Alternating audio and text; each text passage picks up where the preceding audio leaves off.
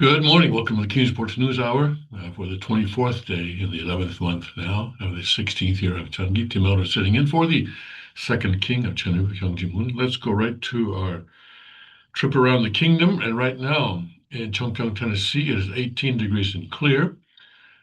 Not as cold today, though, with plenty of sunshine, getting up to 43 degrees tonight, clear again, and 24 for a low. Father's hometown, Jeongju, North Korea continues to go through very bitter and perhaps, I think, a dangerous cold weather. Right now it is 20 degrees, but during the night it's going to fall to 2 degrees on the Fahrenheit scale, 2 degrees. Partly cloudy and cold with a flurry. Tomorrow, plenty of sunshine, but frigid, high of 15 degrees. At the Cheongguk Palace in northeast Pennsylvania, clear and 28. Breezy with intervals of clouds and sunshine, high of 42 today. Tonight, partly cloudy and low of 25. And then at the Liberty Rock RV Park and Campground, Limestone County, Texas, clear and 34. Plenty of sunshine today, high of 62. Tonight, mainly clear, low of 40. And then at the Suncheon Palace in Korea, clear and 31 right now, and remaining at 31 degrees through the night, mainly clear skies. Tomorrow, partly sunny, breezy in the afternoon, high of 44.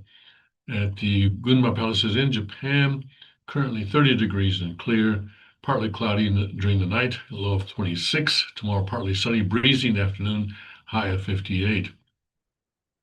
Guangdong province is the only place where we can call warm. Clear in 54 degrees. No, I'm sorry, clear in 71 degrees right now, 71 degrees, and falling all the way down to 54 degrees tonight. And tomorrow, warm with hazy sun, high of 77. So we can all dream of being in Guangzhou, Guangdong, China. Let's take a look at Father's Word today. And let's see here. Okay, the life of the owner of Cheongguk. Let's take a look at there. Chapter 3, Section 3. Section 3, and this is February 16th, 1997.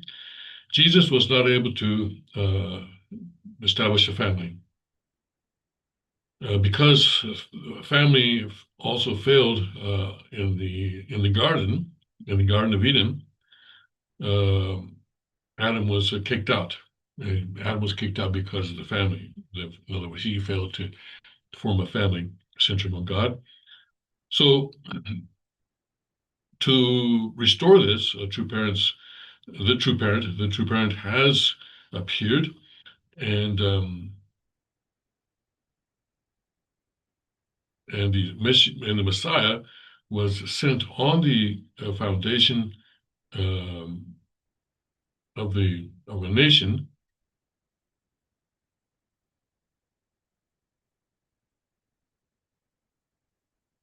which is even higher than the level of the lost family, that is higher than the level of the lost family. So in other words, because the family was lost, then the Messiah had to come on a level that was higher than that so that he could take care of everything that was lost in the Garden of Eden. He could not come on the same level. He had to come on a level that was higher than what was lost. All right. Let's see. Today, President Trump had some things to say about Iran yesterday on Sunday. But let's take a look at what is going on with Jerome Powell and the Federal Reserve. And I think President Trump has already said that he knows nothing of this. He knows nothing of this. Okay. Right. You can believe that if you like. But now, Jerome Powell put out a statement late Sunday night saying that he is under criminal investigation by the Justice Department. And well, let's let him speak here. Federal Reserve Chair Jerome Powell said Sunday the Department of Justice has served the central bank with subpoenas and threatened it with a criminal indictment over his testimony about the Fed's building renovations.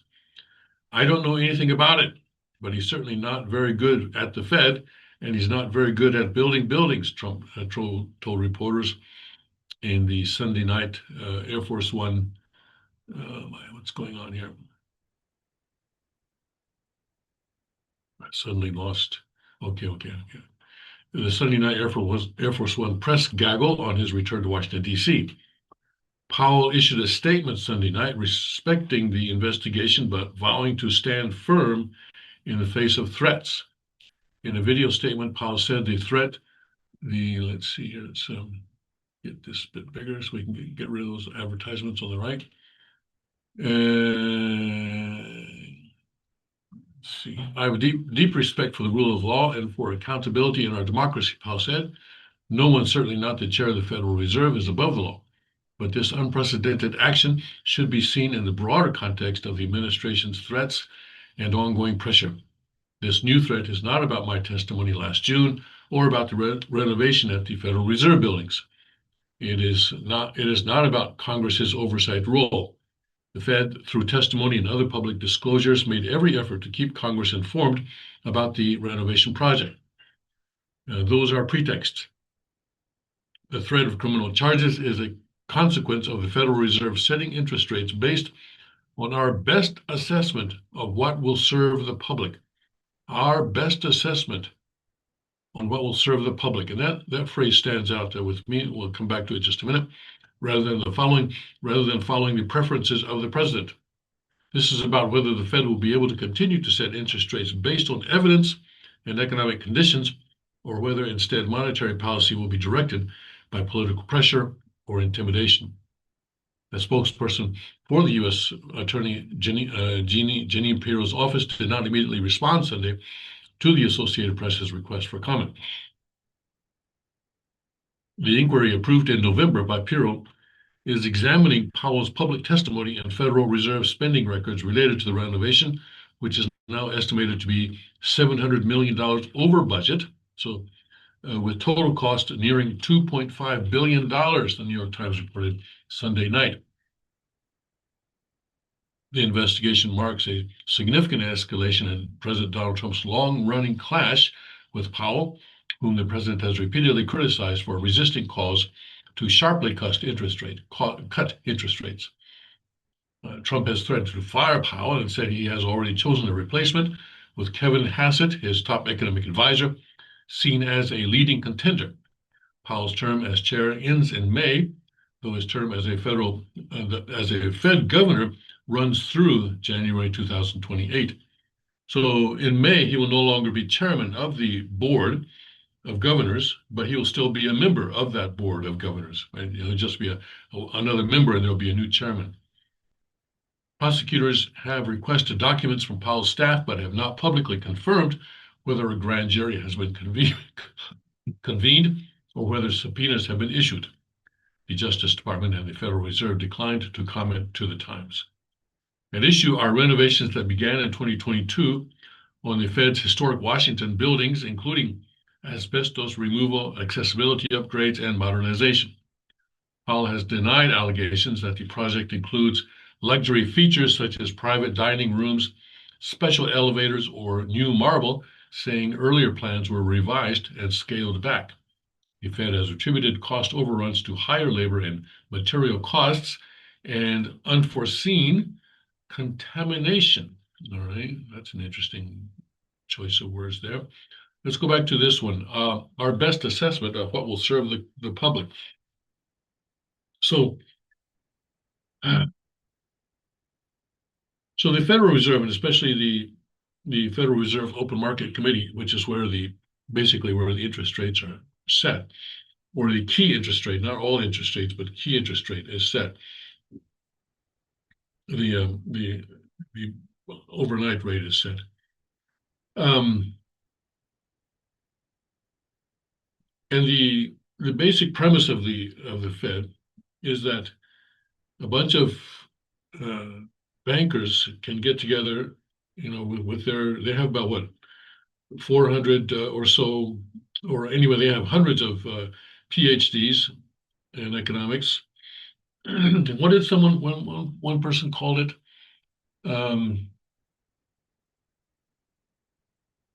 what do they call it? I can't remember now. They had some cute phrase for it. Uh,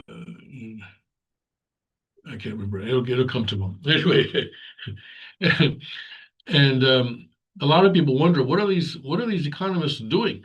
Because the Fed seems to get things wrong quite often. In fact, some people say they get it wrong all the time. But the basic premise here is that the Fed and the people in the Fed, all those economists, they know better than the free market. The interest rates are basically what? That's the cost of capital, or you could say the price put on capital. And just like with any other price, there is supply and demand. And when when there's a lot of supply, then the price can come down if unless the demand rises even further. And just like anything else, we could have the interest rates being set by supply and demand, or free market forces.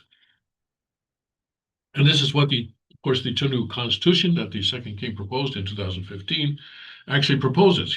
It proposes that there not be a central bank, that the Constitution says that the Congress may not form a central bank in Tunisia. So this sort of private bank that calls itself federal, but it's actually not federal at all. It's not a part of the federal government, and it is actually owned by stockholders, and the stockholders are the various banks, and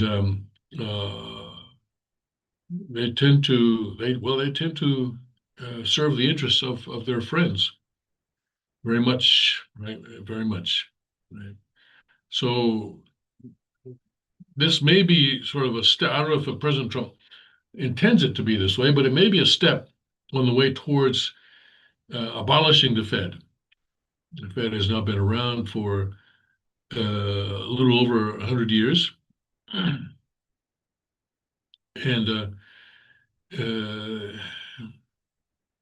things like this tend to sort of peter out after 100 years. A lot of these institutions tend to peter out like that. So we'll see. We'll see what happens. Anyway, it is not a permanent institution, certainly not in the Constitution of the United States of America. And if it can be found to sort of phase out the Fed, I think that would be an extremely good thing to happen. Right? So we'll have to follow this and see what this is. And as Powell said, it's probably, he says it's a pretext, and well, he's probably right. And we'll see how this all turns out. He, by the way, is a lawyer. I don't believe he's an economist. Okay. All right, let's see here. Now let's go to Iran, because exciting things are happening in Iran. But not yet, not yet, not yet, all right? Not yet. The regime is still hanging on, and regimes like this tend to hang on even longer than you think, primarily because they have the guns, and the people with the guns, they make the rules.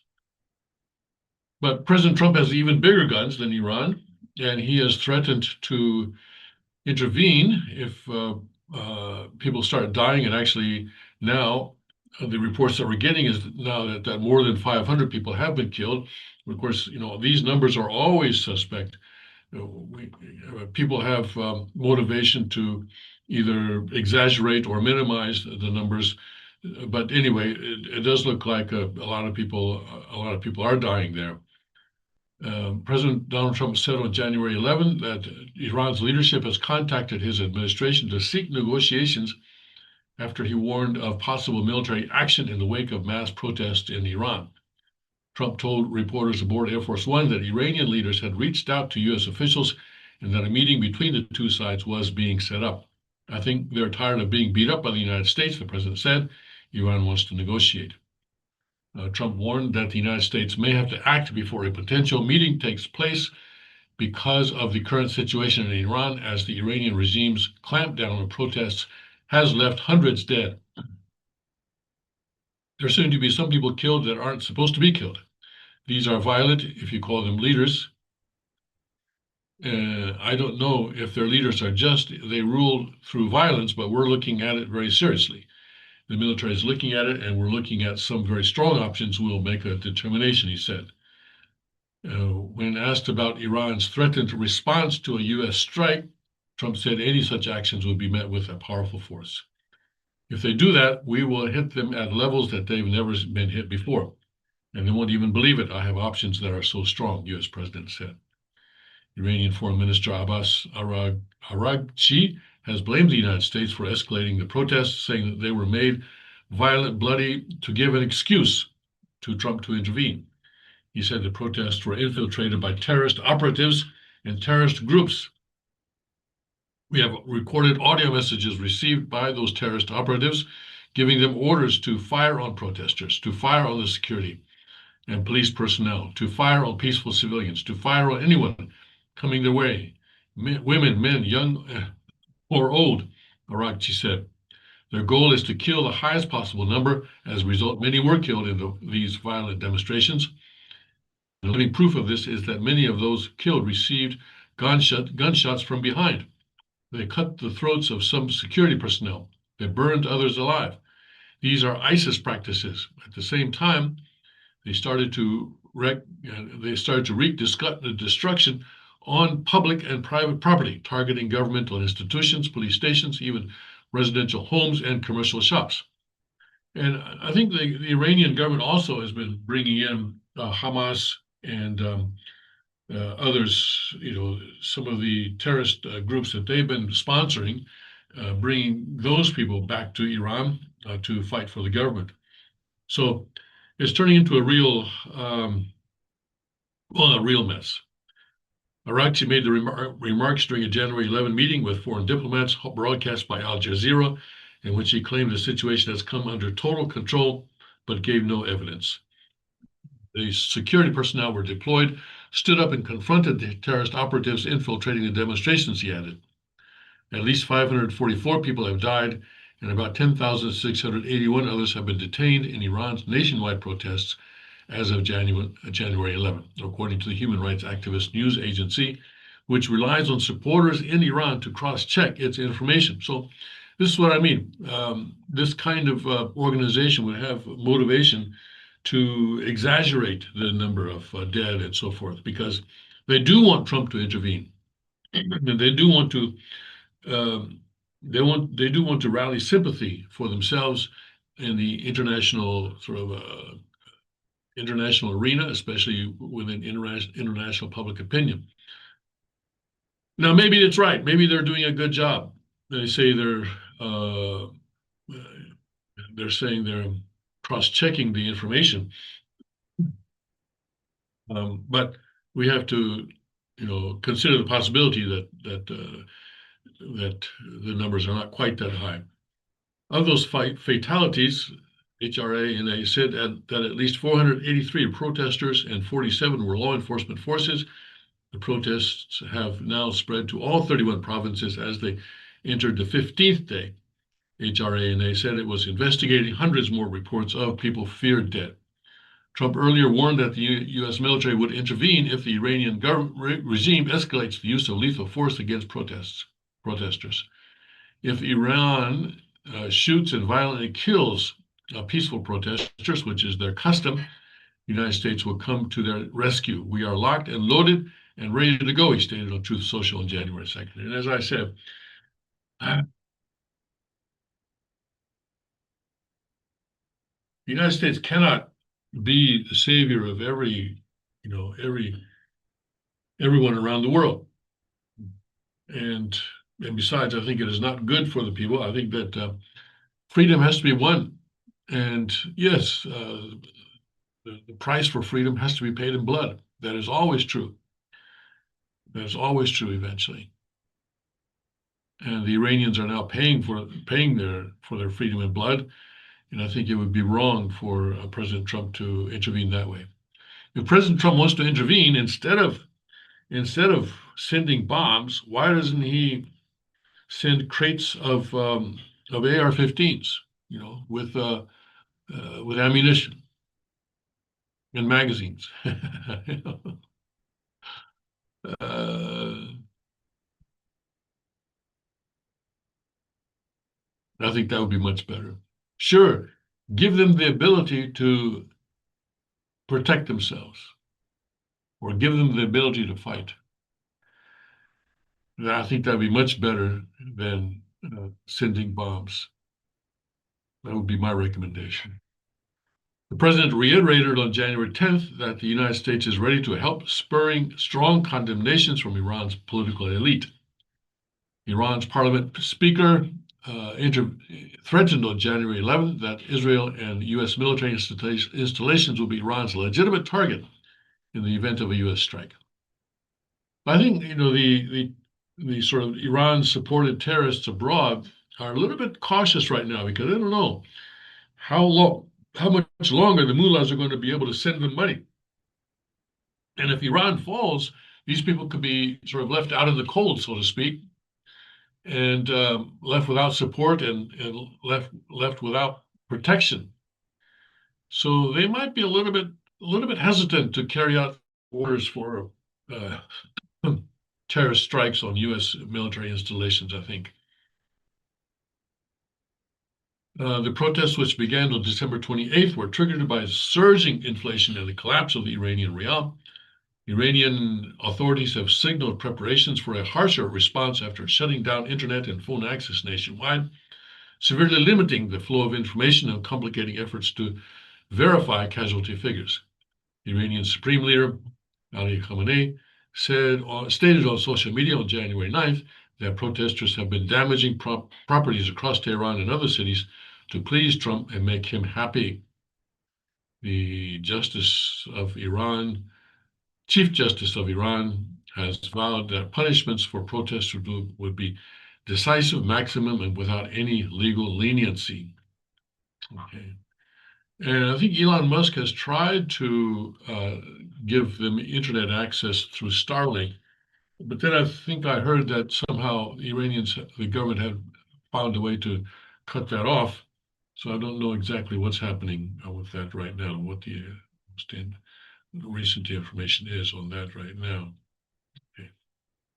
All right, let's see here. Also on Iran, a couple other things. Okay, let's see here. What do we have here?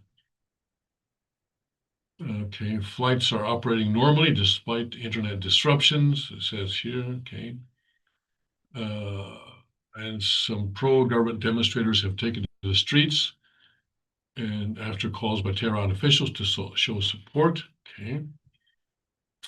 And then, right, so even though there's negotiations may go on, but there's a lot of disagreement. Okay.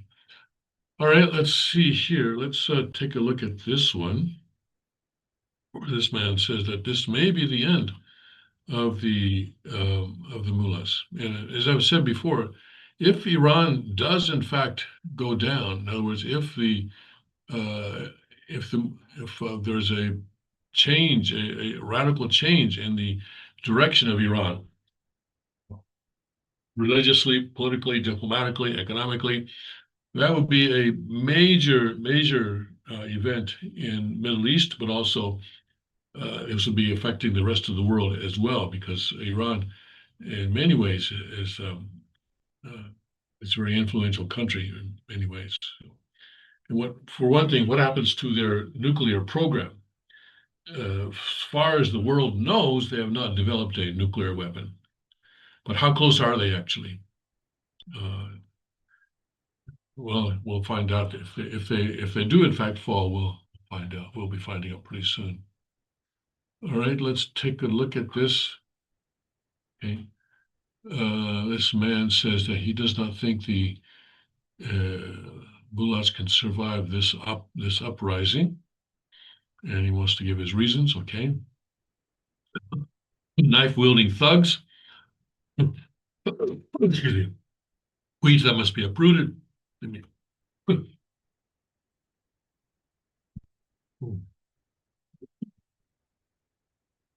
cut down and thrown out, thrown away.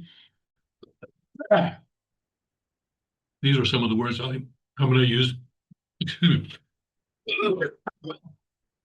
I got something in my throat. Okay, I think I got it. One might think he was referring to organized criminal gangs. He was not.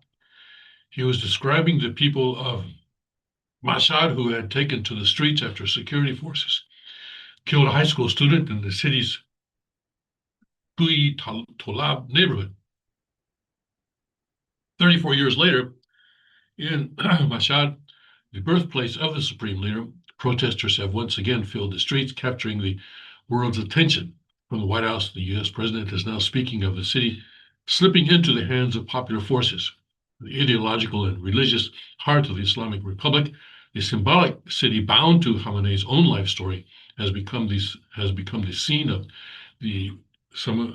the largest uprising ever directed against the very foundation of the Islamic Republic. Over more than 3 decades of rule, Khamenei has faced repeated waves of unrest, protests, and social and political movements. The Mashhad riots of 1992, the Islam Shar and Shiraz protests that followed, the student movement of 1999, the Green Movement of 2009, the December 2017 to 2018 protests, the November 2019 uprising, and finally, Massa movement of 2022. Each time, the regime survived at the cost of mass repression, killings, and immense political and economic damage. That history may have led Khamenei and the small circle around him to believe that this latest wave of protest can also be crushed using the same old methods: violent suppression, attrition, cutting communications, and dividing the opposition. But what is unfolding today is fundamentally and strategically different. The Islamic Republic is no longer facing just another wave of social unrest. It is facing the collapse of its capacity to govern. It has crossed the line from a crisis-ridden state to a bankrupt one, what political science calls a failed state, a government no longer able to provide basic services, enforce effective authority, or reproduce legitimacy and loyalty. The turning point came in the early hours of 12 June 2025 when Israel launched massive strikes against Islamic Republic's military and security infrastructure, plunging the regime into an unprecedented state of emergency. That emergency did not end when the 12-day war ended. The Islamic Republic never returned to normal because its security and material foundations had been eroded at the same time. When UN snapback sanctions were triggered on October 2025, and the United States intensified its pressure on Iran's oil smuggling networks, the regime's financial lifelines were cut. The rentier state, which had survived by distributing cash and privileges to its loyal networks, suddenly faced a crippling resource shortage. This was no longer just a budget problem. It became an inability to provide the basics: food, medicine, electricity, water, gas, and fuel. The regime found itself in a structural impasse.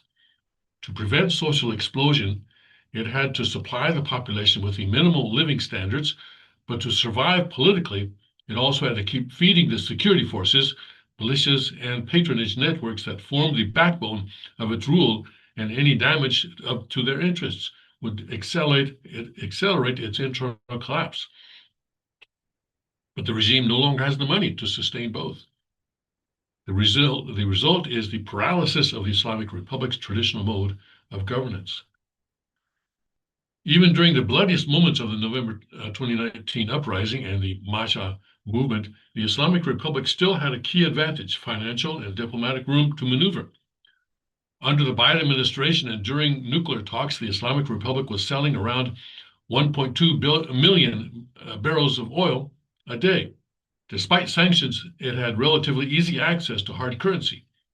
There was no looming direct war, no nationwide power, water and gas crisis, And most importantly, it was able to buy the relative loyalty of its security forces and patronage networks. Today, none of that remains. The Islamic Republic in 2026 is a state with no money, no diplomatic horizon, and no functioning regional network. All that is left is a tired, expensive, eroding suppression machine that lacks both legitimacy and sustainable funding. So this is the kind of thing that happens eventually to all dictatorships, right? And this is how they collapse. For 3 decades, one of the regime's pillars was its regional reach. Hezbollah in Lebanon, militias in Iraq, the Houthis in Yemen, Hamas and Palestinian Islamic Jihad, and networks in Syria. This network of proxies were tools of deterrence against Israel and the United States, and also a source of pride and unity for the regime's ideological base. The architecture has now largely collapsed. That architecture. Hassan Nasrallah and his successor are dead. Hezbollah is under intense pressure to disarm. Militias linked to the Quds force in Iraq are being contained. The Islamic Republic's missile stockpiles and air defense systems have been badly damaged. For the first time, the Islamic Republic is weak, both at home and abroad. It has lost one of the most critical survival tools, the ability to threaten, bargain, and intimidate from a position of strength. Alongside the collapse of material and external resources, the very top of the power structure has begun to crack. Khamenei, once the central pillar of the regime, is now living in hiding, while key Islamic Revolutionary Guard Corps commanders have been killed or sidelined. The aura of invulnerability around the supreme leader has been shattered.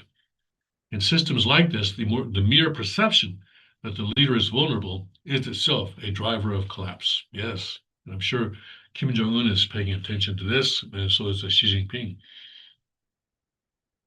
These protests are not about poverty or discrimination. They are built around a clear demand, the overthrow of the Islamic Republic. The Iranian society has concluded that this system cannot be reformed and that its survival means the destruction of the country's future. People are not only fleeing repression and hardship, they are fleeing hopelessness.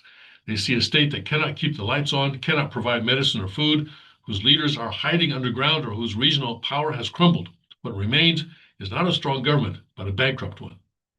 The Islamic Republic has shifted from a rentier state with minimal governing capacity into a bankrupt system. Even if the regime manages to delay the outcome through bloodshed, the equation has not changed. The public wants regime change, the money is gone, and external power has collapsed. One fact is certain, the end game has begun. Okay, so that's the end of that story. Okay, so this observer, let's see, who is he? Okay, it doesn't really say, does it? Story by Motava Dengani, but they don't tell us who that is. Okay, but at least according to this person, it's just a matter of time now before the Iranian government collapses. We'll have to wait and see about that. Okay. Meanwhile, President Trump is saying that Cuba, another Cuba, has managed to survive much longer than Iran even. Cuba survived now. The communist regime there has survived more than 60 years. 60 years. But President Trump now, I guess, tends to do something about that one too. U.S. President Donald Trump on January 11 told Cuba that it should forge a deal with the United States. Now that Washington has pushed Venezuela to cut off its supply of oil and money to the communist-run island. After the U.S. military captured Venezuelan leader Nicolas Maduro on January 3rd, interim Venezuelan leader Delcy Rodriguez has redirected all oil deliveries to the United States.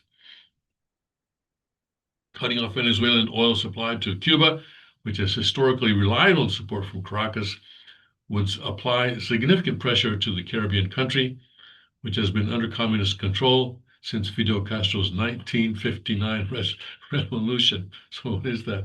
That's 47 years now almost, coming on 47. Cuba lived for many years. Is that right? No. It's more than that. Not 47, 67, right? 67, 41. Yeah, I'm sorry. Or no. Yeah, 41, 26, yes, 67 years. Cuba lived for many years on large amounts of oil and money from Venezuela. In return, Cuba provided social services for the last two Venezuelan dictators, but not anymore. Trump wrote on social media, referring to the Cuban security forces who were during the operation to capture, who were killed during the operation to capture Maduro and bring him to the United States to face federal indictment. The U.S. president said Venezuela no longer needs protection from Cuban security forces now that it has the United States, the most powerful military in the world, to protect its officials. So they want Cuba now to come and come to terms with the United States. Interesting. So things are changing. Well, maybe about to change. Yes, maybe about to change. We'll have to wait and see. All right, let's see what else is going on in the Epoch Times.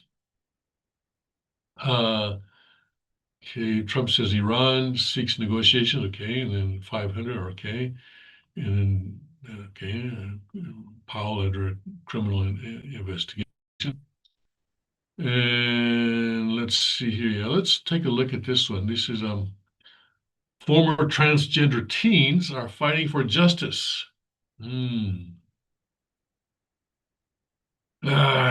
Boy, this is really a tough subject to deal with, isn't it?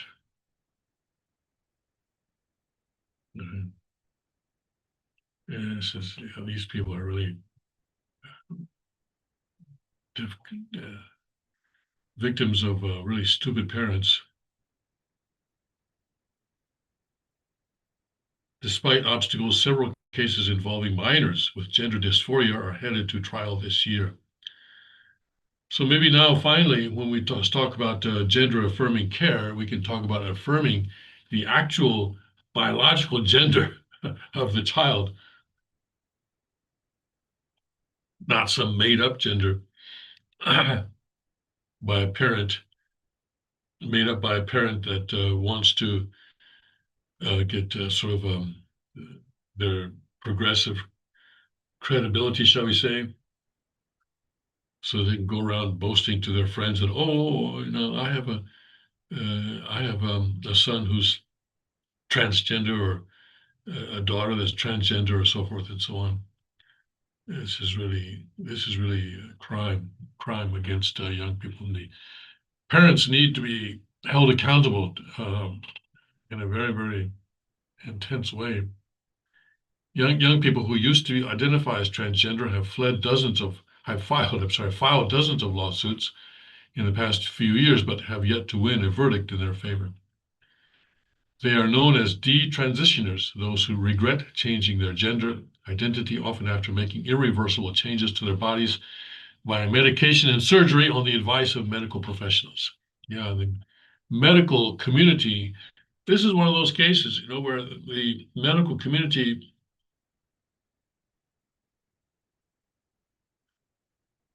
is going to have to take responsibility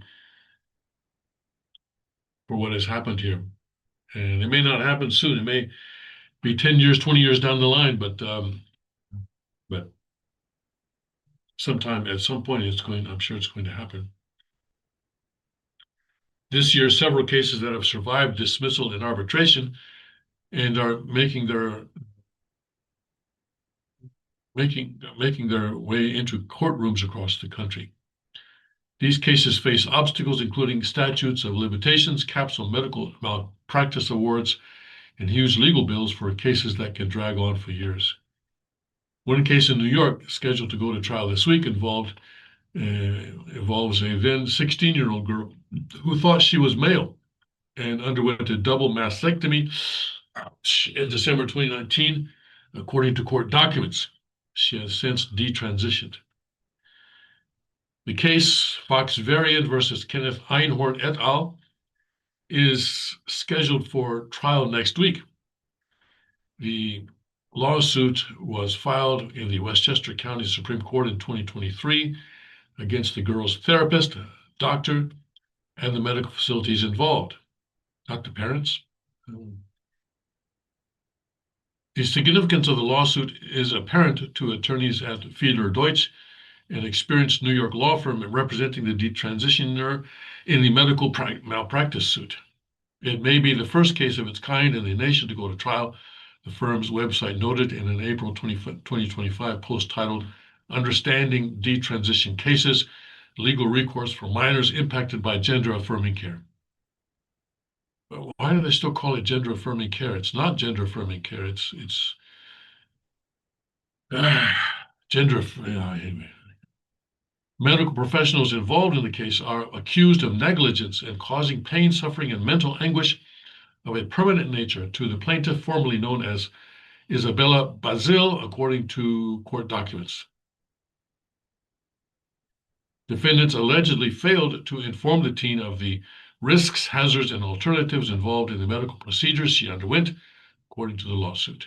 Defendants have denied any wrongdoing, saying in court documents that at the time of surgery, the plaintiff is still identified as a male. The plaintiff, still identified as a male, was happy without breasts and did not regret her decision.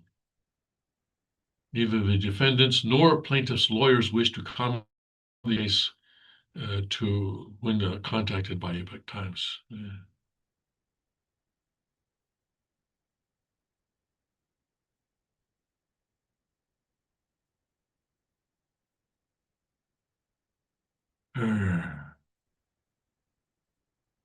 Nick Whitney, now a partner with Childers Law in Florida, knows firsthand what it takes to win a major medical malpractice case. He was a trial attorney representing a family in a medical kidnapping case against Johns Hopkins All Children's Hospital in St. Petersburg, Florida.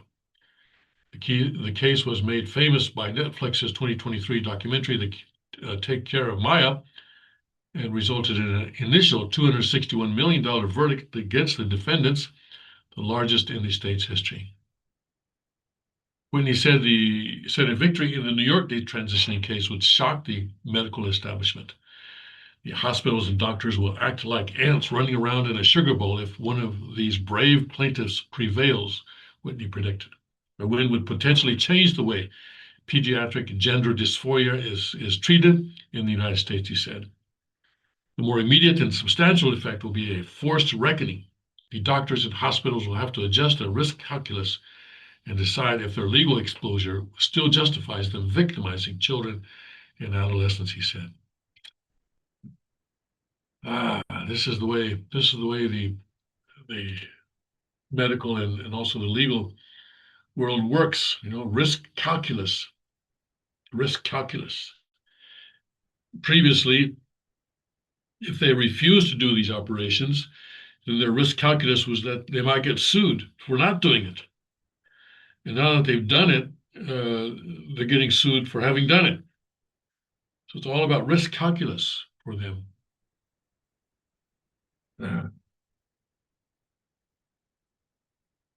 Jonathan Hilleman, a general counsel of Remnant Law Firm in the Woodlands, Texas, who defended doctors over standard of care issues that arose over ivermectin prescriptions during the COVID-19 pandemic, said a win in the New York case would be a game changer in states with more generous statutes of limitation deadlines.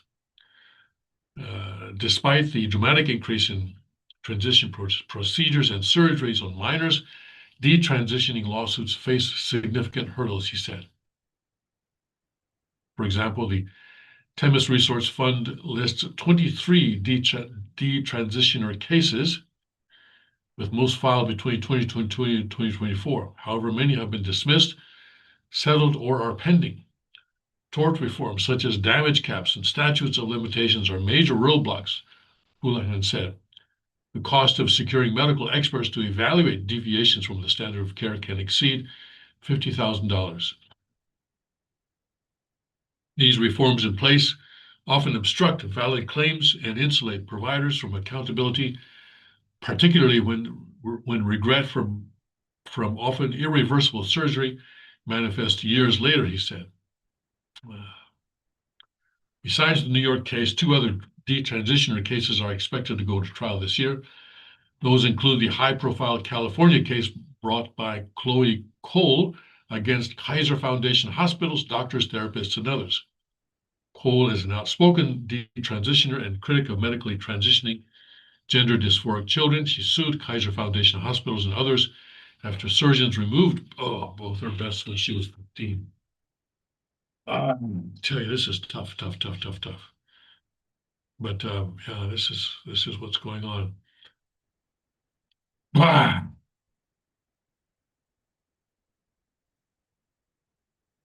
I don't know if I can stand it. I'm I'm too queasy. I can't. Uh, you'll have to forgive me. I can't go on here. These are really tough cases here. But parents and medical establishment and these not just medical establishment, but also these so-called medical experts and everybody involved in bringing this tragedy about is going to have a very severe reckoning sometime in the future. We don't know when it is. It could probably take 10, 20, maybe 30 years, but certainly sometime in the future, people are going to look back and heavily criticize, sharply criticize the people who were involved in destroying children like this. Um, okay, let's see here. Trinidad will likely survive Maduro's capture, say experts. Well, that's probably true. Yeah, that's an organization too, and they're not going to, change their minds just because their boss was captured. They're going to just keep on going under a new boss. And now we've got $5 million to arrest the Trinidad leader.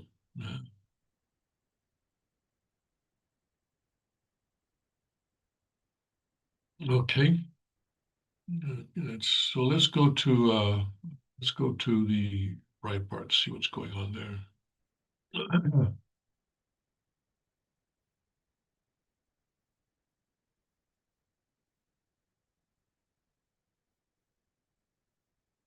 You're leading with Powell, all right.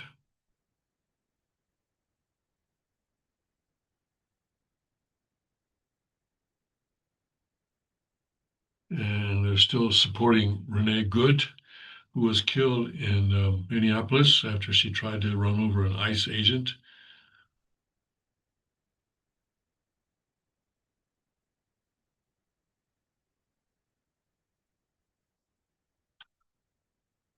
Okay, see what we've got here. Neil Young demands people rise up amid violent attacks on ICE agents. Trump is destroying America. Wow, okay. So these Neil Young, a musician that many of us enjoyed listening to back in, was it the 70s, I guess, late 60s, 70s. And, and these sometimes actors as well do this, the same thing. They think that they have some sort of a platform to make political statements. In fact, they often make political statements. And but I think we've come to understand that just because they can hit notes correctly and read the scripts that other people have written, it doesn't make them good political analysts or good source of a political opinion.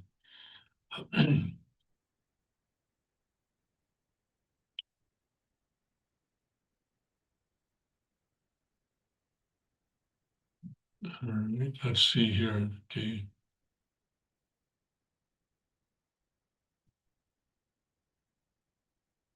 Donnie's still trying to do that. Okay.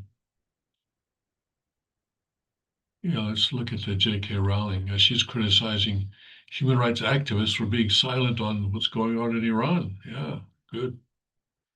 British author J.K. Rowling accused self-proclaimed human rights defenders of hypocrisy for ignoring Iranian protesters while loudly backing popular activist trends, saying they have revealed themselves and don't give a damn about real oppression.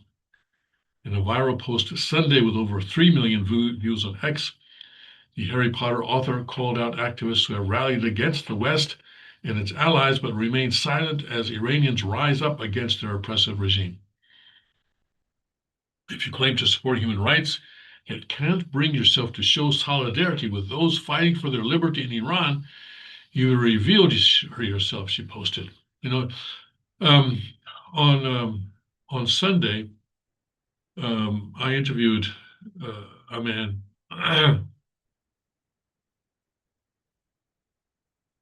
who really, and who really made me think about freedom and rising up against oppression, or at least rising up, well, not maybe rising up, but at least coming out against oppression. This is a man who um, grew up in North Korea, and at one time, his father was a prominent person, or he was in a pretty good position in North Korea.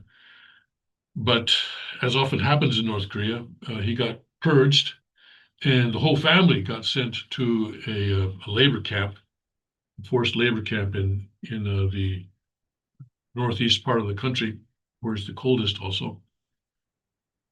And he survived that, and he came out, and so he was working in a coal mine for a while as a child. Came out, and through various things, he's quite talented, and he created a company, a trading company, and uh,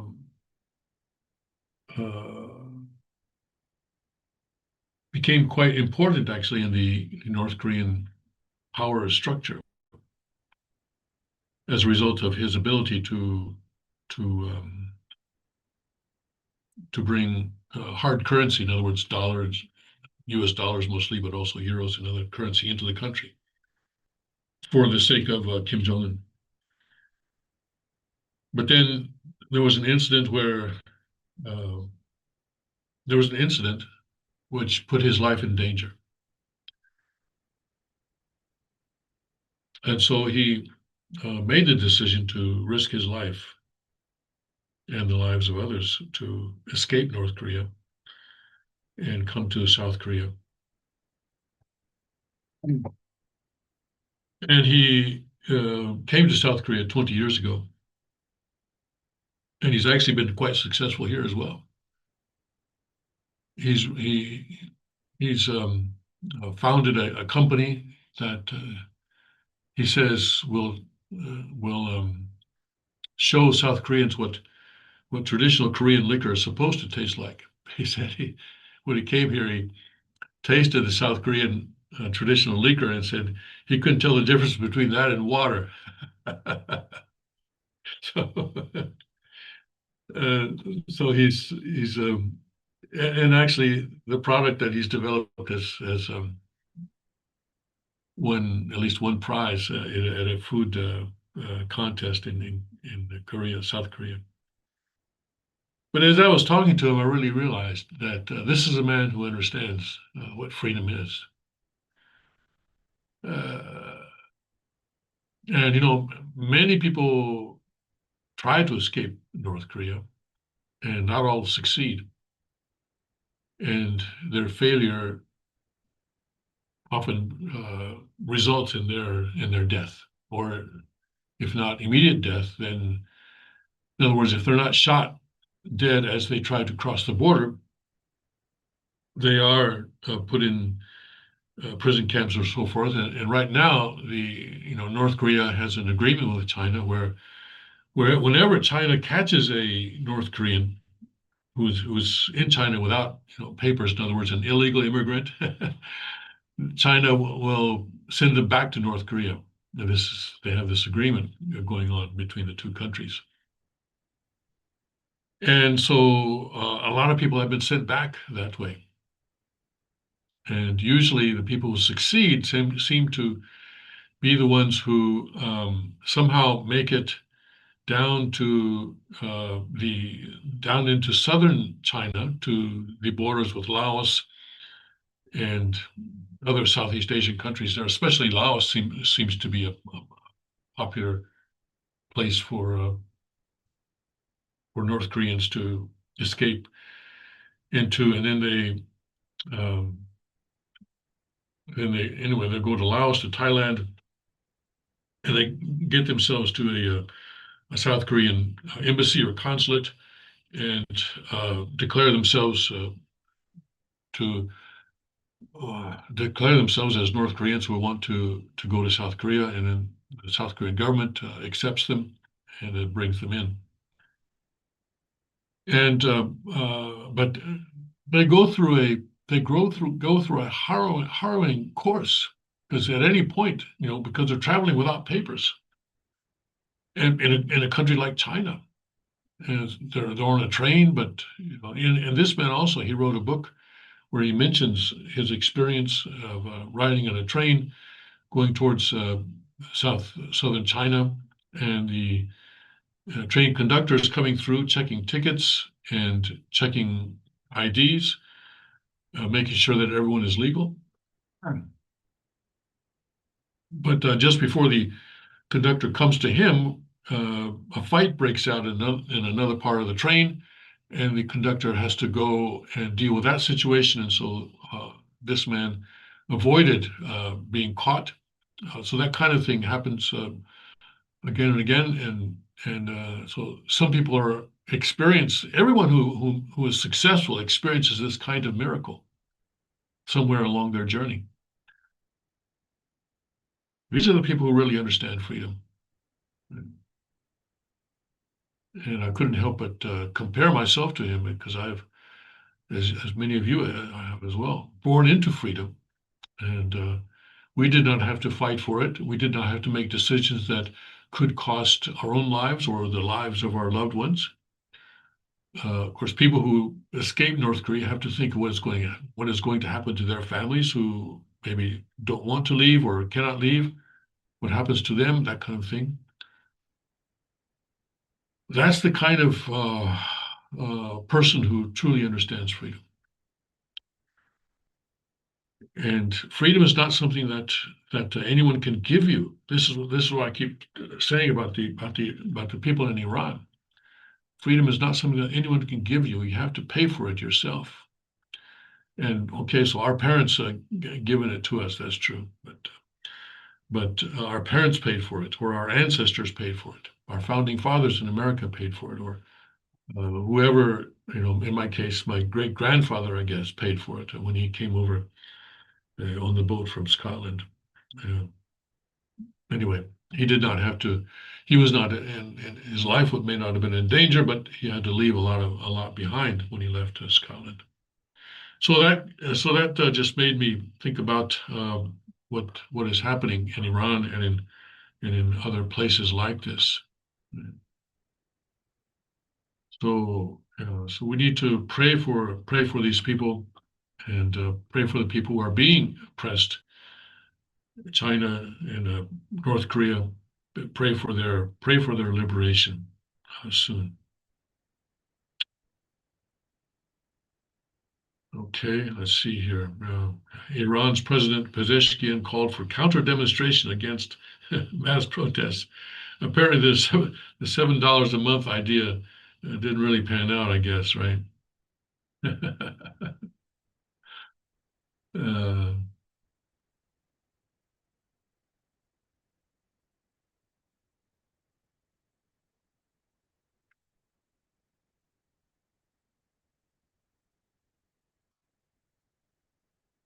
okay, let's see here. All sorts of things going on right now. Taxes are coming up, and so we have all sorts of articles about taxes and so forth. Thousands told to stay inside in California. What's this about?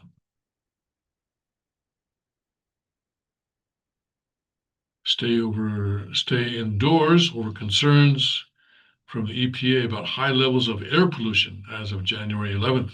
Hmm.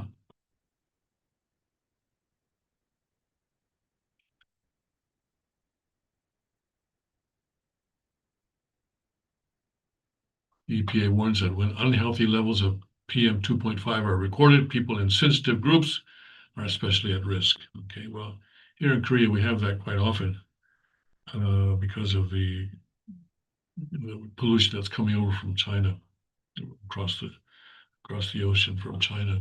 You know. All right, that looks like it's about it for today. Thank you for joining us, and I hope you join us again tomorrow. Yes, tomorrow will be Tuesday, so I will be here, and hope you will be here too. God bless, Godspeed. May His kingdom come quickly.